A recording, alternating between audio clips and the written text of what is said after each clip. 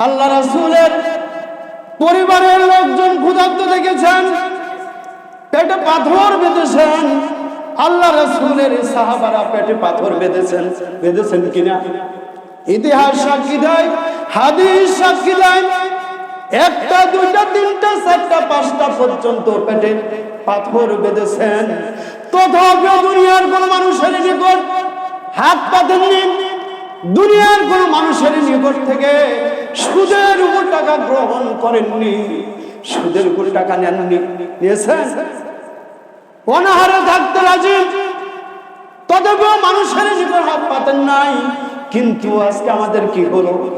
লক্ষ লক্ষ টাকা আছে, ব্যবসা আছে, বাণিজ্য আছে, এরপরও আমরা সুদা ব্যাংকের সাথে লেনদেন করি, সুদা সমুদ্রের থেকে টাকা উত্তোলন করি, জমি ক্রয় করি, বিভিন্ন কিছু করি কিনা।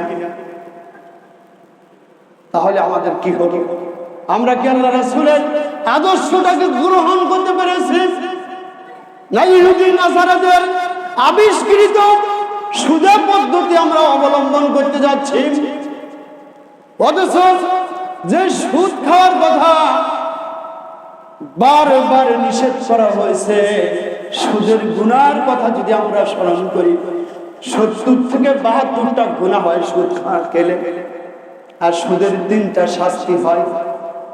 তার মাঝে সবচাইতে নিম্ন স্তরের যে গুনাহ, আপন মায়ের সাথে আপনার জিনায় লিপ্ত হলে যে গুনাহ হয়, সেটা যে ব্যক্তি সুদ খায় আর সুদ দেয়, তার আমলনামার ভিতরে এই গুনাহটা লেখা হয়ে যায়। আমার মুসলমান ভাইরা আমার, দুনিয়ার বুকে এমন কোন নিকৃষ্ট সন্তান পর্যন্ত আপন মায়ের সাথে জিনায় লিপ্ত হয়, এমন ইতিহাস কোথায় খুঁজে পাওয়া যায় না। যদি কোথাও খুঁজে পাওয়া যেত, তাহলে ওই সমাজের মানুষগুলো ওই সন্তানকে ধরে চুল কেটে দিত, জামা ছিঁড়ে দিত, সমাজের যত ছেঁড়ার নোংরা জুতা আছে, জুতাগুলো দিয়ে আপনার মালা বানাইয়া ওই সন্তানকে রাস্তায় ঘোরানো হতো কিনা। আজ এই ইতিহাস নাই। আজ থেকে 15-20 বছর পূর্বের ইতিহাসের দিকে যদি আমরা তাকাই, সমাজে কোনো মানুষ যদি নিকৃষ্টতম গুনায় লিপ্ত হয়ে যেত, তাদের গলায় কিন্তু জুতার মালা পরিয়ে রাস্তায় ঘোরানো হতো কিনা।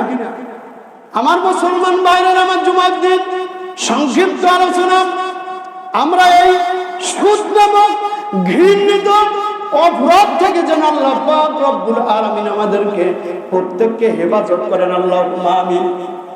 শুধু আমিন বললেই হবে না, মনের অন্তরস্থল থেকে, হৃদয়ের গভীরতা থেকে সুদকে যতক্ষণ পর্যন্ত ঘৃণা না করব, সুদে যতক্ষণ পর্যন্ত লাথি না মারব, ততক্ষণ পর্যন্ত আপনি আমার থেকে সুদ দূর হবে না।